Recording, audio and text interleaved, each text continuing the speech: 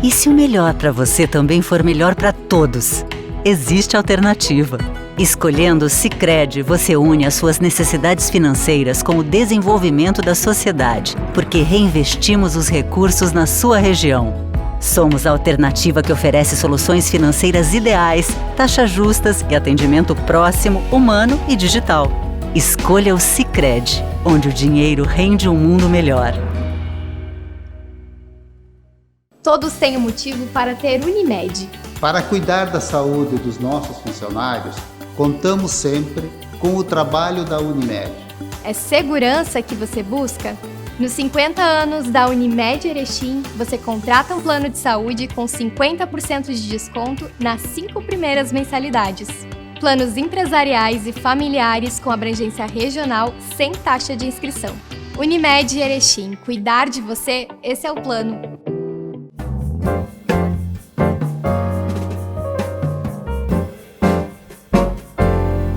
Muito boa noite, senhoras e senhores. Está no ar mais uma edição do painel aqui pela sua TV Erechim, um oferecimento de Sicredi.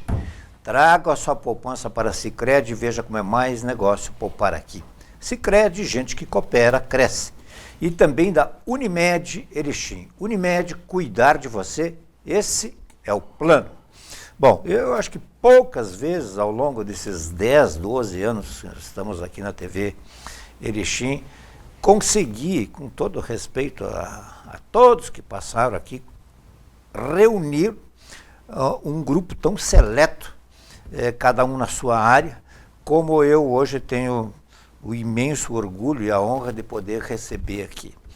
E nós vamos falar de cinema, nós vamos falar de arte, né, no momento em que todo mundo fala em guerra, todo mundo fala em política, todo mundo fala em pandemia, nós vamos aliviar um pouquinho, até porque nós estamos vivendo uma data importantíssima que agora no mês de março completam-se 50 anos do lançamento do filme O Poderoso Chefão, que para muitos talvez tenha sido o maior filme já feito até hoje, há controvérsias, enfim, e é sobre isso que nós vamos falar.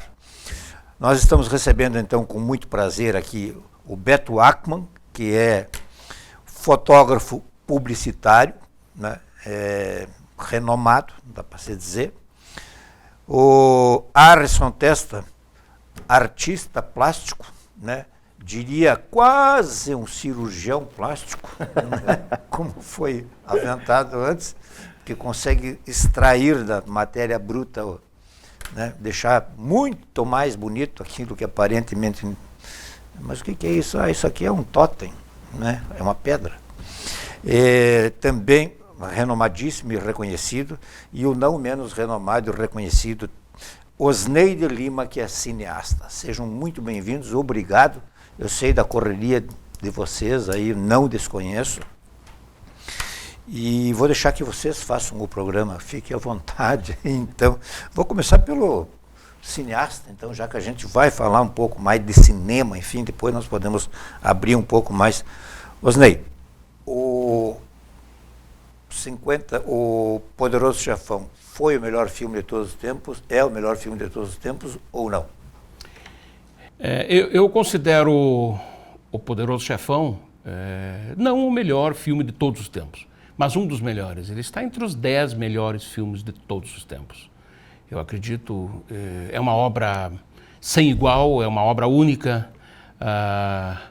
baseada no que Puzo descreveu, mas ele teve alguns altos e baixos, algumas curiosidades dentro do filme que deixou assim, não vou dizer deixou a desejar, ninguém pode dizer que O Poderoso Chefão deixou a desejar, mas teve muitos outros filmes que parecidos com essa genialidade do próprio diretor, parecido com a genialidade dos próprios atores, conseguiram deixar obras, Apocalipse Now é uma delas, que também está nessa lista.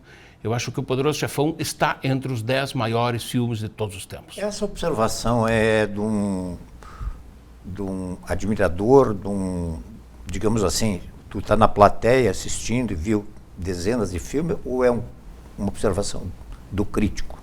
Não, eu leio muito crítica de cinema. mas eu faço também minha crítica. Eu leio os críticos e faço a minha crítica. Essa seria, talvez, a minha simples, humilde, e nesse contexto do Poderoso Chefão, simples, né? Crítica. É uma simples crítica, uma simples ideia do que eu acho do filme. O filme é impecável em todos os sentidos. Você vê desde a interpretação, desde a ascendência do Marlon Brando, do início ao fim, até a finalização de áudio do filme, que tem um desenho de som perfeito. Eu acho que não tem o que criticar esse filme. Mas tem algumas pequenas coisas que o próprio Puzo comentou dentro do seu livro, da sua obra, e que eles poderiam ter incluído dentro do filme. Então, eu acho que todo filme ele é baseado numa obra, baseado num roteiro, e esse foi baseado na obra do Mário Puzo. Eu acho que é impecável, né? Mas a gente sempre tem algo a comentar, a analisar, enfim. Então, essa é a minha simples, humilde e, nesse contexto, o Poderoso Chefão, insignificante opinião, né? Eu acho que é a tua opinião, né? Na realidade, eu tenho que concordar com o Osney. Eu vejo assim que Al Pacino começou ali, né? Foi o grande pum dele. Mas eu vejo que existiu vários. Eu não sei se o Poderoso Chefão ele não se confundiu com outros filmes, ele acabou se confundindo com outros filmes, ou dando início a uma série de gangster e famílias ligadas ao crime, como existem até hoje. Porque hoje o Brasil é cheio de gangster, né? Famílias políticas de gangster. Porque a corrupção continua até hoje. Então, na realidade, por que ele ainda se torna um filme moderno? Porque até hoje ainda existe essa mentalidade de quanto mais, melhor. Mas mais para si, não para um todo. Essa é a minha visão. Eu vejo assim, por exemplo, um dos filmes que eu colocaria entre os 10 do Osney, que eu gosto muito de filme de época, seria O Nome da Rosa. O Nome da Rosa, ele fala de uma se alguém prestar atenção no filme, e um dia tiver a oportunidade com o Sean Connery, ele fala da época da Santa Inquisição, aonde foi queimada mais a metade da obra de Leonardo da Vinci. E isso passa desapercebido pelas pessoas. Apesar de que eu tenho uma teoria minha, eu tenho minhas teorias, eu viajo também na maionese aos montes, né? Eu tenho a minha teoria, duas teorias, que uma delas acabou se confirmando, que Judas era o melhor amigo de Cristo e nunca foi o traidor. E isso eu debato com qualquer um e mostro por escrituras bíblicas. E a outra é que Leonardo da Vinci não era uma pessoa, e sim uma ordem de estudo. Né? Então, porque seria humanamente impossível, só com o que sobrou de Leonardo da Vinci, que foi queimado nesse filme, O Nome da Rosa, na Santa Inquisição, seria humanamente impossível uma pessoa ser matemático, engenheiro, clínico, ser pintor, escritor, e fazer toda a obra que ele fez, que é uma parte só conhecida até hoje, no tempo de vida que ele teve. Nos tempos de hoje, com o computador já seria difícil. Imagina você na época de secar um corpo inteiro para fazer. Então, eu acho que O Nome da Rosa, ele conta essa história. E eu colocaria dentro, eu concordo com o Osney, que é um filme realmente que marcou época e até hoje é um filme atual. Por quê? Porque continuaram as filmagens e as histórias em cima daquela primeira história do escritor, como é que é o nome dele? Puzo. Mário Puzo. Entende? Então, até eu li que ele foi praticamente obrigado, né, a escrever aquela história, porque ele não era do métier dele, não era da linha de pensamento dele. E saiu aquela obra. Tanto é que o produtor e o diretor estavam fora de Nova York quando foi lançado o filme e deu aquele estouro de bilheteria que nem eles acreditaram. Né? Mas deixa eu fazer uma... Voltando ao filme, né? Do Poderoso Chefão.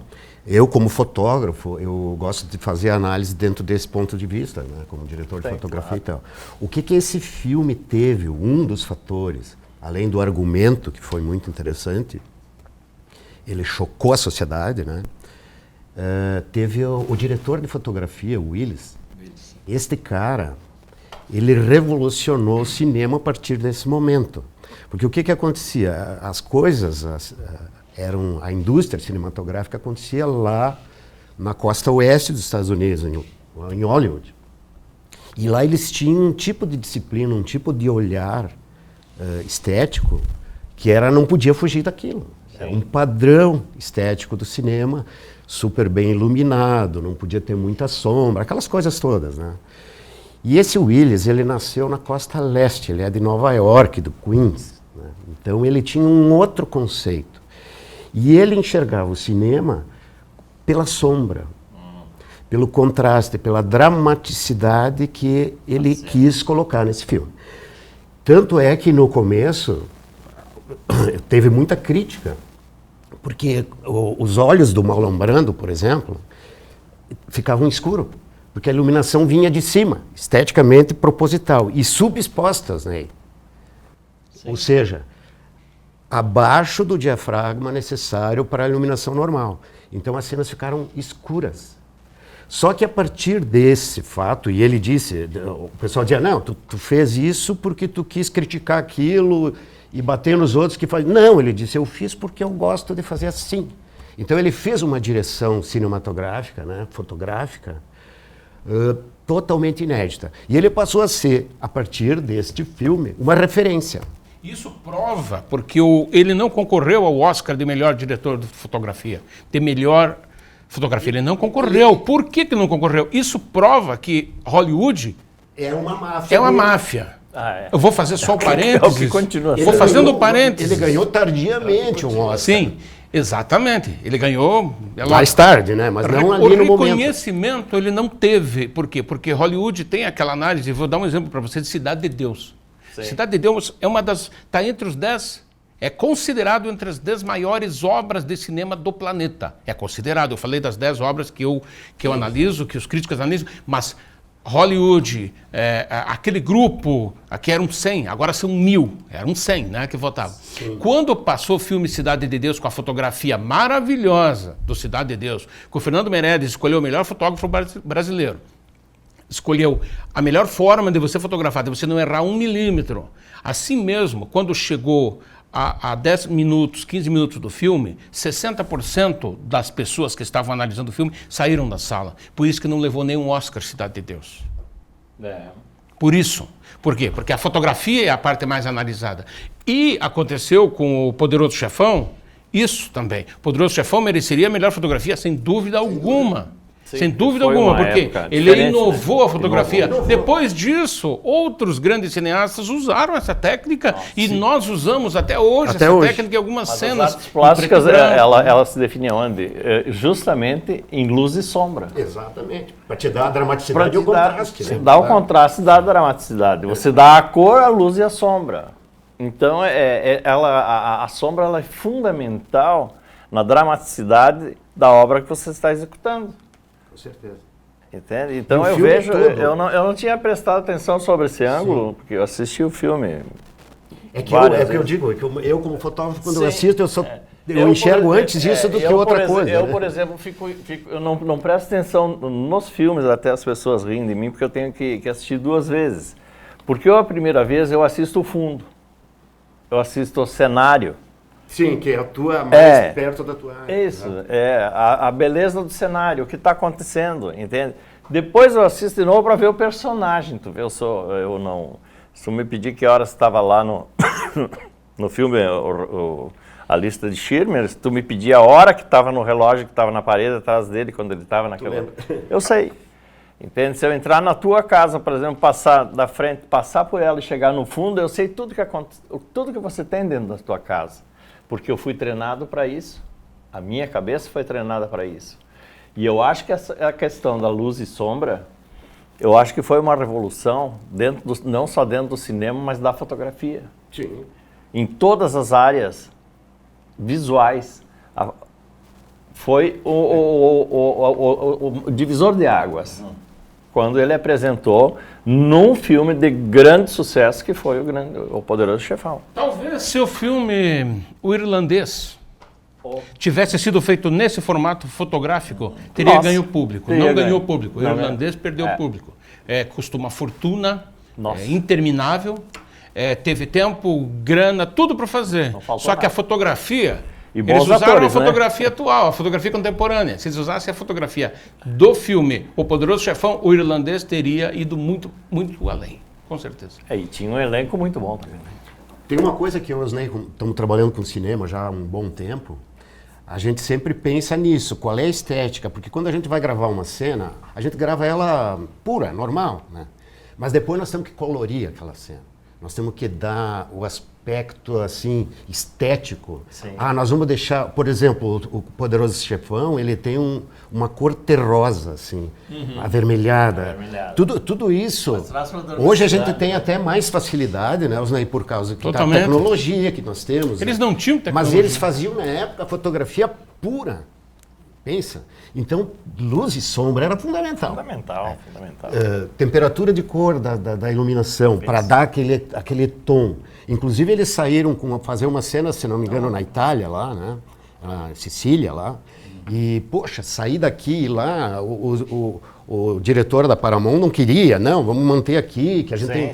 Ele foi lá e fez a mesma fotografia lá, né? Então, ele não teve o problema. Por quê? Porque ele sabia o que ele queria. O Willis foi, para mim, dos fotógrafos mais geniais do cinema. O que é incomparável você fazer uma iluminação na Europa e você fazer uma iluminação no Brasil ou nos Estados Unidos. Muda totalmente a temperatura, muda totalmente a luz solar, muda totalmente. E tendo também as estações do ano, porque eu sei que se eu começar a pintar um quadro no verão e terminar no inverno, um marchand vai ver que eu comecei no verão e terminei no inverno, porque a minha percepção de cor tem que se manter no início da obra e não o do fim. Eu começo no verão e termino o quadro no inverno. Poxa, as cores, a tonalidade vai mudando conforme.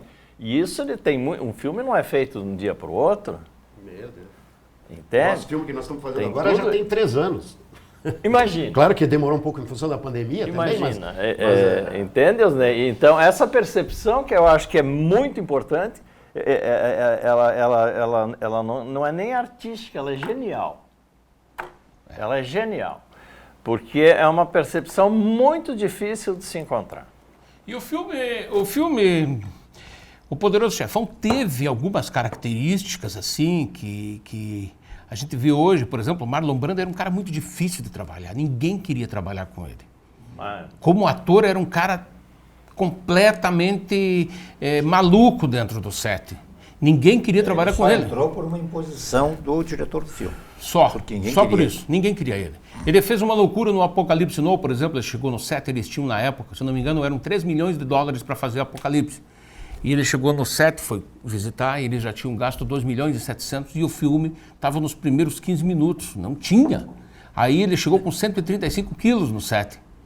E aí o diretor disse o seguinte, você vai ter que...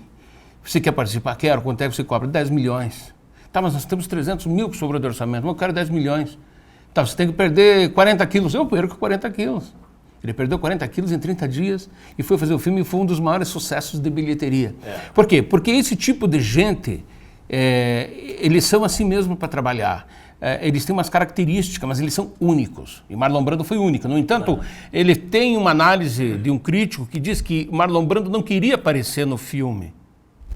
Ele queria que os outros... Ele queria deixar a parte dele assim como secundário. Não, ele apareceu como primário, ele apareceu o ator principal. Mas... a ideia dele era ser um secundário, porque ele queria deixar espaço para o Al Pacino, queria deixar espaço para outros, e propriamente as pessoas que estavam iniciando com ele ali. Porque ele era um cara recusado dentro do set, ele é um cara totalmente fora da realidade. Mas, no entanto, ele foi um sucesso em tudo que ele fez, né? Nossa. Uma característica do Poderoso Chefão é que a maioria não tinha muita experiência. O próprio Coppola, o diretor, ele não era ainda um cara que depois acabou se tornando. O Al Pacino era um ator de teatro. Ele não tinha muita experiência em cinema. Nada. Tem até uma passagem que, pelo que eu li, ele liga, o Coppola liga para eles, olha, eu quero que tu venha para... Mas o que eu vou fazer aí? No que eu posso ser útil? Né? Tu tá brincando comigo? O cara hoje, E na verdade, Al Pacino, Eles achavam um comediante quase assim, né? Um cara de segunda linha. e esse filme, a estrutura de produção toda, a equipe toda, teve muito atrito, muito problema. Acho que o Osney também deve ter acompanhado isso. Isso tudo parece assim, tipo uma coisa, esse troço não vai dar certo, porque eu não gosto disso, o outro não gosta daquilo. E não eram gente assim que tinham aquele respeito, eram tudo meio que iniciante ainda, né? Mas a coisa acabou andando. O próprio escritor, o Puzo, não queria escrever aquilo, como nós já falamos antes, né? Acabou escrevendo. E outra característica que a máfia real ali nos Estados Unidos, quando ficou sabendo do filme, quis fazer uma intervenção, não queria mais que saísse o filme. Deu problema. Eles tiveram que negociar com o chefão real, não o Marlon Brando ali, o poderoso chefão, para ver como é que ia ser o roteiro, para ver se eles iam concordar. E acabaram concordando. Então, Mas tu vê até onde, desculpa estar me metendo no Não, meio, é isso. mas até onde, porque eu li isso ontem, né? Chegou num ponto em que o Coppola, enfim, foram e contrataram 2, 3 gangster. Com uma experiência. O Clemenza, aquele, era um cara da ativa. máfia mesmo, né? Da máfia mesmo. Outro aspecto que eu queria comentar, você falou... Até tem aquela passagem do casamento ali, que ele fica repetindo, Senhor Corleone, ele fica repetindo e tal, né? Aquilo não era para fazer parte do filme. Ele estava tão nervoso, né? E o cara resolveu pôr a câmera nele e ele estava repetindo como é que ele faria. Aí o Coppola pegou e disse, eu vou usar isso aí, né? Eu vou usar isso. Aí ele fez uma outra imagem antes do Michael com a Kay, aquela, né? Sentada, disse, olha, o que aquele cara está repetindo tanto assim? Para poder encaixar no filme. Para poder encaixar aquilo lá que entrou como uma luva. O Coppola tinha essa característica de improvisar muito. O Osney, por exemplo, como cineasta, ele é assim também. Sim. Mas é uma característica própria do diretor. Por exemplo, a gente faz uma decupagem de um roteiro, faz um planejamento de cena, tudo. Chega lá, surge uma oportunidade diferente. O olhar do diretor, ou até do diretor de fotografia, na hora surge, não, mas peraí, então vamos mudar isso aqui, vamos fazer diferente, porque vai ficar melhor.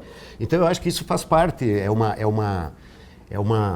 digamos, é uma característica positiva, criativa. Sim, é uma troca, né? Tu vai para uma obra, possivelmente com um pensamento, de repente lá no meio, sabe, tu vai e adapta mais uma coisinha ou outra. Nunca termina como começa.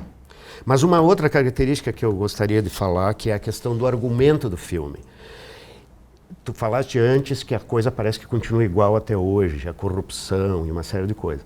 O que esse filme tem de argumento muito forte? A questão da lei e da justiça perante os fatos, na vida cotidiana. Tem aquela cena do agente funerário, que a filha dele sofreu espancamento de umas pessoas, e ele foi buscar apoio na justiça, né? Óbvio, né? E lá na justiça ele perdeu, inclusive os agressores riram da cara dele durante o tribunal e tal. Aí o que ele fez? Ele foi buscar a justiça com o Dom Corleone, foi pedir, ó, me ajuda, vamos cagar de pau esses caras aí, desculpe a expressão. Porque, será que está muito diferente hoje? Não. Que coisa impressionante isso, Não, parece que a humanidade não aprende com os próprios erros. Não, vai lá na justiça... Não vamos nem entrar muito em política, né? Mas não. Ladrão solta é a coisa mais comum que está acontecendo. Vamos deixar como um caso isolado. Deixa quieto. Mas isso aconteceu dentro do filme. Mas é uma realidade que nós não podemos fechar os olhos para ela. Só que isso Entende, que aconteceu no filme... independente de partido, de sei lá, eu não tenho nada a ver com isso. A humanidade, o ser humano, ele é corrupto. Porque existem dois lados, o corrupto e o corruptor. Qual dos dois é o pior aí? Agora, esse fato Né? Agora, da nesse fato do justiça, filme, o que acabou levando para a cabeça dos espectadores? Que deu aquelas primeiras sessões de cinema, deu aquele silêncio na plateia. E era uma plateia heterogênea, vários tipos. Todos ficaram em silêncio, porque houve um choque de argumento e atingiu a sociedade. A sociedade se sentiu assim, cadê o sonho americano? Cadê a justiça? Cadê família? Cadê tradição?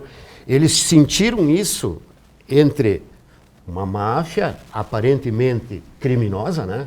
Sim. Mas com uma justiça também que não atingia os objetivos do cidadão. Então, esse choque silencioso mostra o sucesso do filme. Porque as pessoas saíram mudas. Elas não tinham mais... Elas se sentiram atingidas no sentido da moral, né? E essa questão, além da fotografia, que eu acho que foi inédita, isso também foi inédito, Osnei. Eu acho, tu que é um roteirista e trabalha com argumento, né? Porque isso aí foi um troço que pegou pesado na sociedade. Não sei se vocês concordam, acho que exatamente foi muito, muito Até o interessante. nome diz tudo, né? O nome diz tudo, o nome do filme. O Poderoso, né? O Poderoso Chefão. Tudo Poderoso, tem o Poderoso né? Chefão. O Poderoso já resume o filme, né? Em tudo. Em tudo. Então, Mas eu acho que é bem... É É tipo um dos- assim, quem cala consente, né?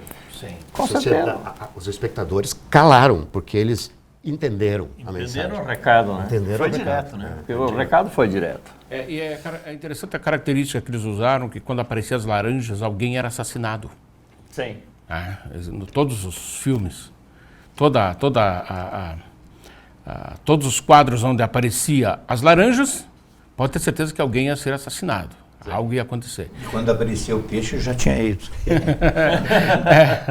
Então, são informações interessantes que esse filme traz, por isso que ele é uma das maiores obras de cinema de todos os tempos e vai continuar sendo. Agora, ele sempre. não deixa de retratar, assim, realisticamente, um recorte da história norte-americana.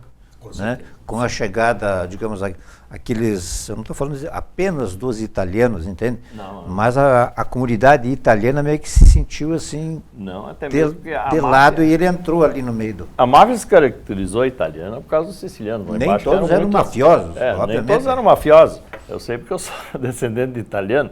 Mas se tu vai pegar hoje a máfia chinesa, a máfia italiana praticamente foi desmantelada, né? Agora, se pegar a máfia chinesa, ela é muito pior e muito mais agressiva do que a italiana. Entende? Então, não é só o italiano que é mafioso. Entende?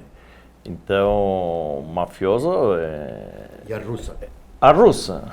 Gente, eu vejo assim, se a gente começar a entrar nesse detalhe de máfia, a gente vai ver que a máfia de hoje é muito mais violenta do que a de antes.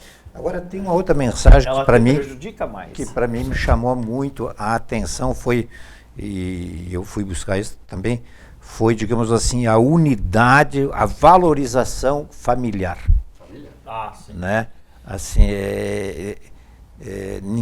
era muito difícil um trair o outro, muito difícil. Teve o genro dele Pagar que com a traiu. vida, né? Ah, sim. Mas assim, o filme como um todo, a traição era uma coisa assim, a família, a unidade, a união era muito Por forte. isso que a Itália chamava as famílias, né? Porque um protegia o outro. Sim. Entende? Não se deixa. Se a família testa entrava em conflito com a outra, esse respeito existia. Mas se qualquer um dos familiares entrasse em rixa, com certeza as duas famílias entravam. Entende? Gente, é tão atual esse filme que ele acontece no dia a dia de hoje, no dia a dia. Com certeza. Em todos os lugares, todos os países. Todos os países, não é só no Brasil, entendeu? Então eu vejo assim, esse filme ele é muito atual. No entanto, não houve nenhum remake dele. Não, E nunca vai e acontecer não um vai remake. acontecer. Existe uma conversa que talvez a Paramount queira fazer o quarto. Poderoso Chefão, porque teve 3, né? Mas eu não sei se vai sair. Acredito que Acho não. que não. Acredito que não. Hoje não teria. Se sair, não sairá com o Coppola. Que ele já disse que pode será. Ele disse assim: o que o senhor acha de fazer um quarto? Ele disse assim: pode haver um quarto, um quinto, um sexto, dizer assim, mas não com a minha presença. Ele se nega a fazer Ele o disse próximo. que ele não faria mais. O Coppola agora quer produzir vinho e vender vinho lá na Califórnia. Tá Abandonou o certo cinema e deu tudo para a filha dele. E ela, a Sofia Coppola, que faz todo o trabalho, e ele produz vinho, inclusive ele faz alguns caminhos, que era um sonho que eu tinha Interessante, há até 2 porque anos atrás, de visitar a Sofia, essa era a filha inclusive. dele, né? Era e é filha dele, né? Porque não deixou de ser. Sim, sim. Né? A Connie, aquela que Connie. era irmã dele. Era e é. Né?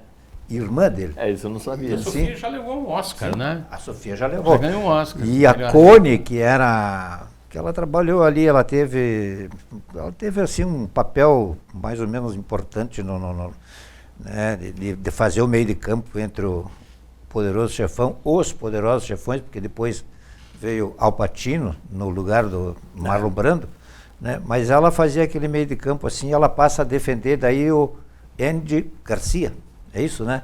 Que passa a ser o último, né? E a Connie essa seria irmã dele. Ele que eu não tava. Né? E uma outra coisa que eu li, eu acho que dá para se dizer aqui, o Mário Puzo disse assim que ele escreveu muito do que ele escreveu inspirado nas falas da mãe dele, nas reações da mãe dele, que ela era debater na mesa, está na hora de comer, não tinha meio aquele, assim, era aquela coisa assim. Lá em casa era a mesma coisa. Então, Hora de sentar na mesa, meu Deus. então não tinha aquele negócio assim de pegar o prato e ir para frente da TV, nem se tinha TV, né? Tinha. Mas ela era assim. Muito menos de levantar ela enquanto era todo mundo assim, estivesse sentado. as falas arrastadas, durona e tal. E ele só me inspirei muito na minha mãe.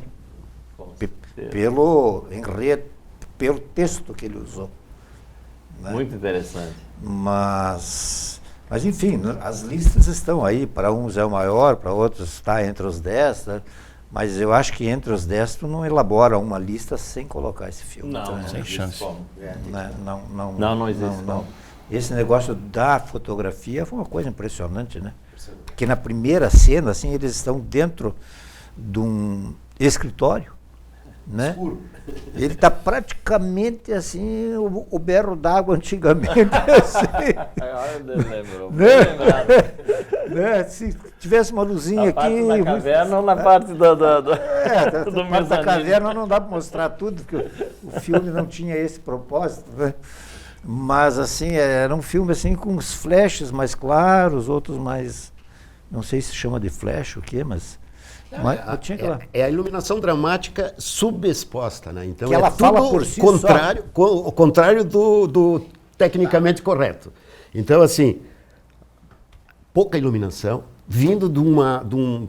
Por exemplo, se você vai hoje fotografar uma pessoa na luz do dia, com o sol a pino, é a pior luz que existe, porque ela vem de cima e cria sombras nos olhos, embaixo do nariz e tal. E ali ele fez de propósito aquilo ali. Além de iluminar pouco. Né? Então, isso aí cena, né, ficou. Porque assim, a imagem, os Ney sabe, a fotografia, às vezes, ela, além da música, que também é a alma de um filme, né? Sim. A fotografia, se tu não tem uma boa fotografia, a mensagem ela não passa com aquele valor que poderia ter se não tem uma fotografia bem feita. E aí tem o inédito que eu falei no início, né? Foi uma coisa assim, totalmente contra os padrões de Hollywood. Ele criou uma nova estética para o cinema e passou a ser uma referência. Né? Já que estou com 2 experts aqui na área, uma coisa que sempre me incomodou quanto à iluminação nos filmes é a própria iluminação. Porque por que toda vez... Eu acho que é uma pergunta que todo amante do cinema gostaria de fazer. Por que em toda situação de medo, terror, tem uma bendita luz que fica piscando sem ter acontecido nada? Bom, aí. Vocês notaram isso? Não, isso é... Sucessivamente acontece em todos os filmes. O cineasta Ou faísca de esmerilhadeira. São clichês que vêm lá do início dos filmes de terror. Uma outra coisa para criar uma Vem lá de suspense. Hitchcock. A música, por exemplo, eu acho que ela busca a atenção do filme, né? Ela te traz para dentro, a música te traz para dentro do filme. A música do Poderoso Chefão é muito boa. Muito boa, né? Que ela se manteve. Agora, uma coisa que prestem atenção, sempre numa cena de suspense, assim, alguma coisa, isso eu sempre queria ter pedido, né? Por que fica aquela lâmpada fluorescente piscando todo, ou o corredor piscando, porque é escuro, porque o cara vem meio com medo? Não entendo aquilo. É um clichê que as pessoas já estão esperando antes de ver a cena acontecer. Porque toda luz que pisca, ela te dá um reflexo, né? Um Se choque. o Bota fosse consultado, São clichês. ele Né? Isso vem lá dos filmes de Hitchcock. Eu assisto o fundo do filme depois do filme, sabe? Então essas coisas me chamam a atenção. Vem lá de Hitchcock, vem passando, vem pro o Massacre da Serra Elétrica, tem muitas cenas assim. O Novo Massacre, os filmes do Chuck, Sim, Jason, Fred Krueger, todo um conglomerado de diretores, de produtores, que a luz, porque o seguinte, você assistir um filme e não tiver aquela luz, você já vai dizer, pô, mas cadê a luz? Cadê a luz piscando? A luz piscando. É um clichê, é uma coisa... Não sei se é porque eu assisto o filme de trás para frente, sabe? Não, mas acontece isso. A luz, às vezes está tudo maravilhoso, de repente a luz pisca, mas é um sinal. Eu estava assistindo ontem eu estava assistindo no canal de TV fechado, e aí o cara numa aeronave com uns botões diferentes, né? Pô, os mesmos botões que eu comprei na China para botar na minha moto, entendeu? Tava ali. Eu acho assim, o cinema é muito, é uma fonte de inspiração, sabe? Até para nós artistas plásticos, porque se você assistir as cenas, a preocupação que se tem com os detalhes dentro de uma cena de um filme, ela ultrapassa aos detalhes de uma obra de Picasso. Eu posso dizer isso porque eu vejo assim a elaboração de um filme, gente. Nossa, nas artes plásticas a gente tem aquilo que dizem o ato criador, não é o ato de criar. As pessoas dizem que os artistas, nós somos loucos, né? Não, loucos são eles que nos chamam de louco. Por quê? Porque nós conseguimos ir até dentro da nossa loucura e expor, colocar para fora. E as pessoas mantêm aquela loucura presa até o dia que estoura. O contemporâneo é uma porcaria de obra de arte. Não dá para se chamar de arte. O contemporâneo, ele começou a existir, Odi. Depois, você sabe aquilo que eu dizia para minhas filhas, se você quiser segurar um homem, segure como um passarinho. Se você apertar demais, você mata. Se você afrouxar, ele foge. Você tem que saber lidar com as coisas. E o que acontece? O círculo da vida, a gente entra, as pessoas entram num looping. Não para ver o que está acontecendo em volta. Isso se chama uma sociedade no automático. E todo aquele que parar para observar. Te dou um exemplo, fotografia. Gente, não é só apertar um botão. Tu sabe disso, o Ney sabe disso, você sabe disso. Todo mundo hoje tem um telefone celular com um telefone. E o que ele tira? Por que a morte da beleza, a arte contemporânea, que se faz essas porcarias que estão te chamando de arte? Aquele negócio de botar todo mundo enfileirado, pelado e um com o dedo e chamam de arte. E a música? E a música, gente, mas isso tudo vem da onde? Vem de uma época de repressão onde nada podia. E do dia para a noite aconteceu o quê? Tudo pode. Tudo pode. E as pessoas não estão preparadas. E as pessoas não estão preparadas para o tudo pode. Nesse teu looping aí, da rotina, ainda nós temos ainda as novelas, que eu acho assim ainda bem que hoje tem Netflix, tem Amazon, que tu consegue ver filme e tu escolhe a hora que tu quer ver. Então as famílias, as pessoas, depois que sentaram na frente da televisão, nem conversam mais um do lado do outro. Não. Tem uma palestra que eu assisti, que eu não esqueço, do Alex Perecinoto, que é um publicitário renomado, aí, fez muita... Na época que ele foi para o Japão, isso já faz uns 20 e poucos anos aí, era difícil de conseguir fazer uma ligação. Daí ele ligou e a sogra dele atendeu o telefone. E a sogra chorando no telefone, disse: o fulano morreu. Ele disse: mas quem é o fulano? Ele não ligou o nome, né? Disse: não, fulano, tu não sabe? O fulano tal. Sim, mas... Sim, na novela. Então, claro, morreu algum ator lá na novela. Ela não tinha mais vida própria. Não. Ela tinha a vida que a novela faz com que ela vivesse. Mas vamos, acho que estamos se alongando demais. Vamos fazer o nosso intervalo aí, porque nós... Continuamos no cafezinho depois. Vamos fazer o intervalo e já voltamos. E se o melhor para você também for melhor para todos? Existe alternativa. Escolhendo o Sicredi, você une as suas necessidades financeiras com o desenvolvimento da sociedade, porque reinvestimos os recursos na sua região. Somos a alternativa que oferece soluções financeiras ideais, taxas justas e atendimento próximo, humano e digital. Escolha o Sicredi, onde o dinheiro rende um mundo melhor. Somos apaixonados por cuidar de pessoas. Acolher, oferecer conforto e dar atenção de forma humanizada é o nosso jeito de ser. Estamos a serviço da saúde e das vidas que cuidamos. Fazer todo mundo se sentir em casa é a nossa maior missão. Cada detalhe é pensado para oferecer o cuidado e o conforto que você merece. É por isso que o Hospital Unimed Erechim está de portas abertas para te atender. Nosso jeito de cuidar se faz presente em todos os ambientes do hospital. Aqui tem tudo o que você precisa para se recuperar e se sentir bem. A gente dá atenção à sua saúde enquanto você recebe todo o cuidado. Hospital Unimed, para você se sentir em casa.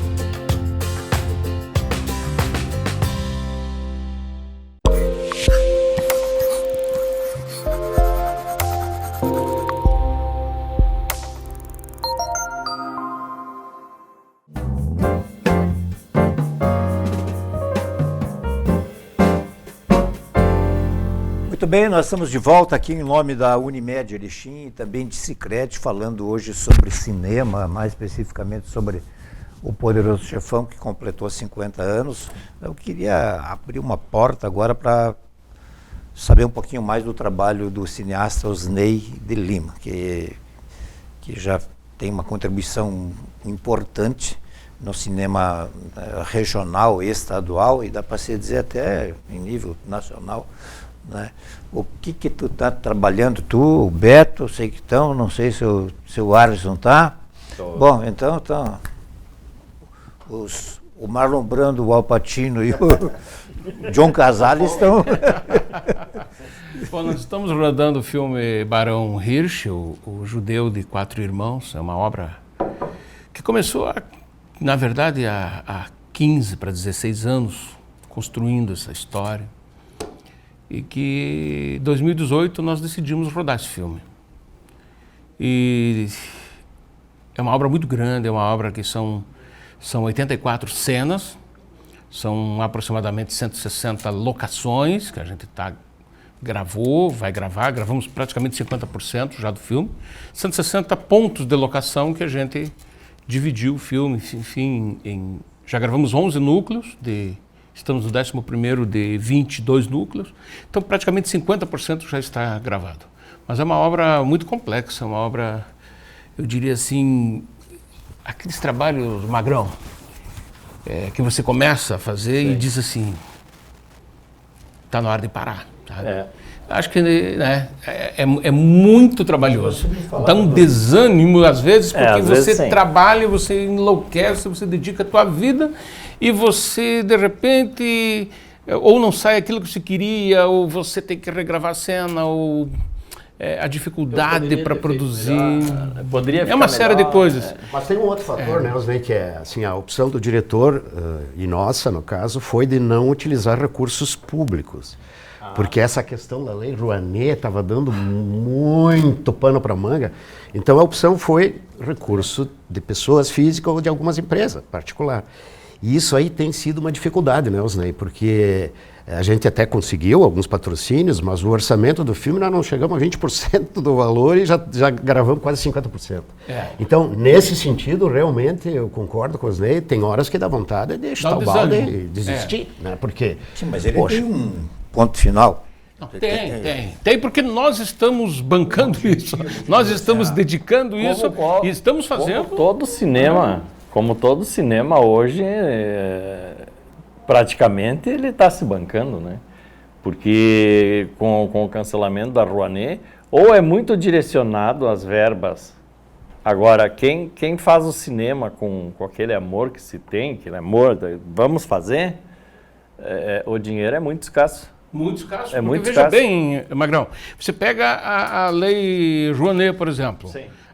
O cinema no Brasil, alguns artistas colocam publicamente que não dava bilheteria. Então tinha que alguém pagar o salário deles, alguém pagar o trabalho deles, teatro, cinema, que era a Lei Rouanet, cachês altíssimos. Então quando isso amenizou, acabou, só ficou em pé aquilo que... O Brasil produzia cinema de 10 milhões, 12 milhões de um filme para botar em festivais, entendeu?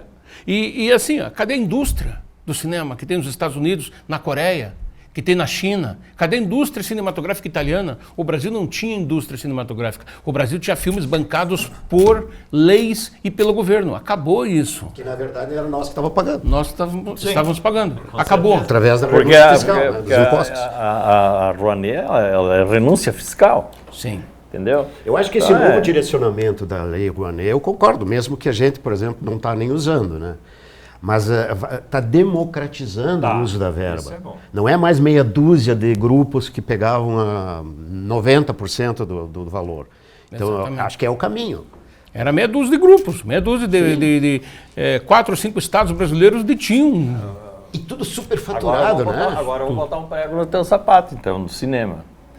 A LIC, que é outra lei de incentivo, né, que é onde você abate no... É estadual, né? É estadual. A LIC, por exemplo, ela tinha um recurso de, por exemplo, de 3 milhões, um número aleatório, 3 milhões de reais para ser investido. Tá? Desses 3 milhões de reais, 1,5 milhão ia para o Festival de Gramado direto, entendeu? Que quer queira, quer não queira, o Festival de Gramado, ele já se mantém com os patrocínios que tem. Não precisa mais da lei de incentivo ou do FAC, do Fundo de Apoio de Cultura. E o outro 1 milhão de reais ia para onde? Teatro São Pedro. Para pagar dividir entre OSPA, entre o Teatro São Pedro, reforma, restauração, recuperação. Sobra o quê? Para todo o estado, 500 mil reais. Cadê o incentivo?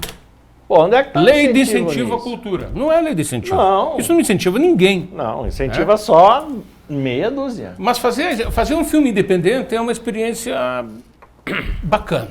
Bacana porque quando eu Mas fiz é sofrido, contato... né? É um calvário. É sofrido. É um calvário. Nós estamos vivendo um calvário, de fato.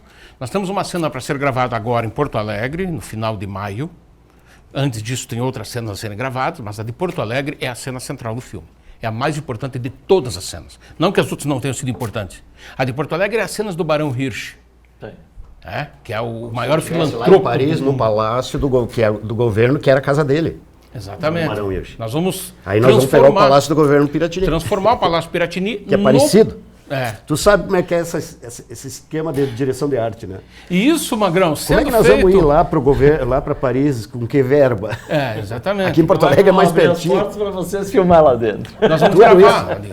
Só que é o seguinte, nós temos os 2 atores que eu convidei, eu falei, eles me pediram qual é o orçamento. Pô, nós vamos trazer Humberto Martins para fazer o Barão Hirsch e Bel Kutner para fazer a Baronesa. Opa. 2 estrelas. Nossa. 2 estrelas da televisão.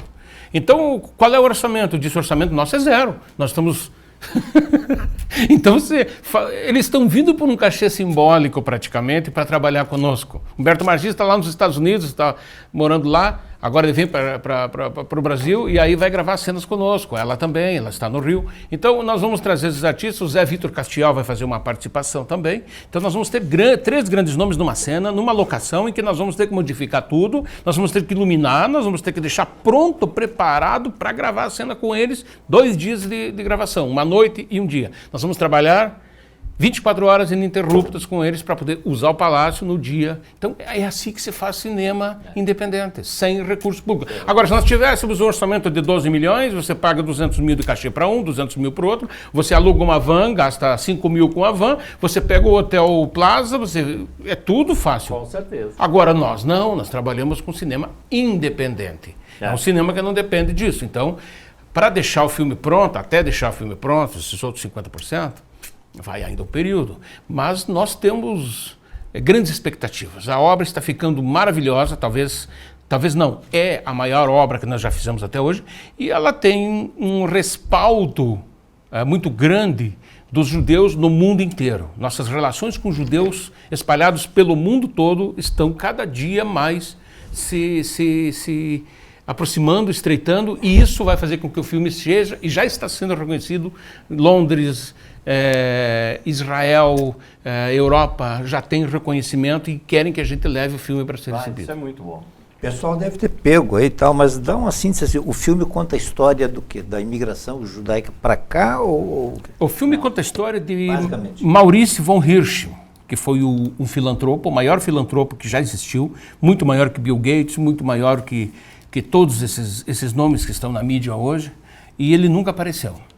Ele foi o homem que salvou, imagina-se, milhares, em torno de 100 mil pessoas ele salvou, entre 1895, 1894, até 1923, 24, foi quando vieram os últimos judeus para Baronesa Clara e Barão Hirsch, que são as linhas aqui em Quatro Irmãos.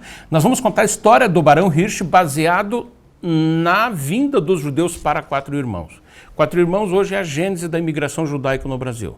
Nós temos Philipson e temos Quatro Irmãos.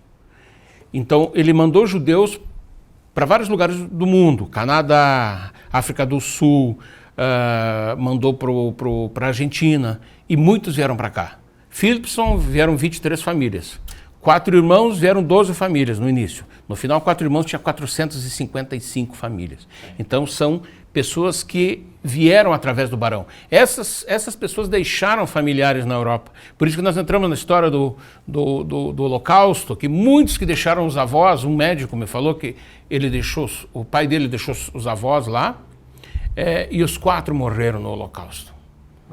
Os avós paternos e maternos. Então, a gente vai contar essa história. Então, a gente ligou o Holocausto, ligou a história de Barão Hirsch e ligamos a história de Quatro Irmãos. A tradição judaica lá do... Começa lá na criação do mundo, na verdade, mundo. Né? O filme ele não começa já aqui na colonização. Muito obrigado por participar aqui do painel hoje. Temos 2 minutos e meio ainda. Muito obrigado. Eu que agradeço, Zé, essas oportunidades, assim, eu acho muito bacana que a gente possa discutir esses tipos de assunto que normalmente a gente não tem tempo para isso. Sem dúvida. Eu que agradeço. O Beto Ackman, Arson Testa, eu sempre confundo. Eu gostaria muito de agradecer o convite. É um prazer enorme, porque hoje em dia é muito difícil você conseguir parar para conversar sobre assuntos inteligentes com pessoas inteligentes. Hoje em dia é muito difícil. Entramos de novo no nosso... no looping. Então eu fico muito agradecido e gostaria de convidar vocês para tomar um cafezinho uma hora dessa para continuar essa nossa conversa. Sem dúvida. Certeza. Osneide Lima, parabéns para vocês todos, pelo novo filme, né? E obrigado por estar aqui. Eu acho que nós é que agradecemos hoje pelo convite. Eu acho que temos que ter mais esses bate-papos. Eu acho que a gente tem que discutir, criar um fórum, debater isso. Nós estamos vivendo um momento muito, muito complexo Momento em que as pessoas estão muito ligadas à guerra, muito ligadas ao corona, muito ligadas às telenovelas, muito ligadas a tudo, menos aos pensamentos, menos a ideia, a arte de pensar. Então, acho que é por aí. Muito obrigado aos três. Só quero deixar bem claro que esse programa não teve o objetivo e nunca terá o objetivo de exprimir a verdade final, ou a verdade verdadeira. Olha, o que eles disseram lá é assim, o resto não vale. Absolutamente, são opiniões divergentes e tal. E só vou citar uma frase do Al Pacino, que me chamou a atenção muito. Há poucos dias o New York Times ligou para a residência dele e pediu para ele se ele poderia falar um pouquinho a respeito dos 50 anos do filme. E aí eles se anteciparam e disseram assim, mas esse assunto não te chateia? Né? Toda hora, você imagina, deve estar sendo perguntado e tal, né? Que ele saiu descendo quase, né? Ele disse assim, olha, como é que vai me chatear se a coisa, eu não era ninguém? E hoje eu passei a ser, eu não posso sair, aonde eu vou, eles me chamam de poderoso chefão e tal. Diz assim, liguem quantas vezes vocês quiserem e tal, porque foi isso que me tirou do nada praticamente. Boa noite a todos e até uma próxima.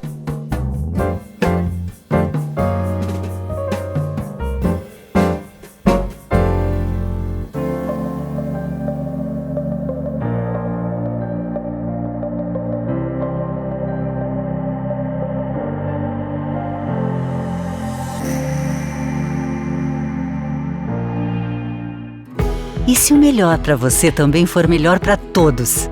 Existe alternativa. Escolhendo o Sicredi, você une as suas necessidades financeiras com o desenvolvimento da sociedade, porque reinvestimos os recursos na sua região. Somos a alternativa que oferece soluções financeiras ideais, taxas justas e atendimento próximo, humano e digital. Escolha o Sicredi, onde o dinheiro rende um mundo melhor. Todos têm um motivo para ter Unimed. Para curtir a vida, eu preciso cuidar bem de mim. Por isso eu escolhi a Unimed. É qualidade de vida que você busca? Nos 50 anos da Unimed Erechim, você contrata um plano de saúde com 50% de desconto nas 5 primeiras mensalidades. Planos empresariais e familiares com abrangência regional sem taxa de inscrição. Unimed Erechim, cuidar de você, esse é o plano.